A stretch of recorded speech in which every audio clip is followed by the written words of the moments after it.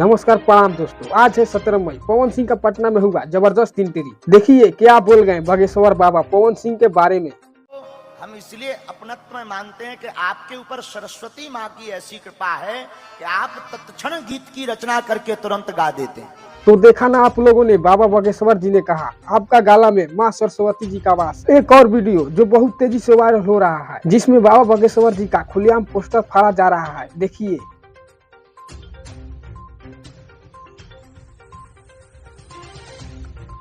एक आदमी जो बाबा धीरेन्द्र शास्त्री को खुलेआम बोल रहा है कि मैं उनका पोल खोल दूंगा। देखिए धीरेन्द्र शास्त्री अगर मेरा वीडियो देख रहे हैं तो आपको खुलेआम चैलेंज लाल बाबू प्रेमी यादव कर रहे हैं। जब तक धीरेन्द्र शास्त्री का पोल खोलेंगे नहीं तब तक हम शांत बैठने वाला लड़का नहीं। तो अगर हमारा वीडियो थोड़ा सा भी अच्छा लगा हो तो इस वीडियो को लाइक कर देना और चैनल को कर देना सब्सक्राइब। तब तक के लिए बाय बाय, मिलते हैं आपसे नेक्स्ट वीडियो में। जय हिंद, जय भारत।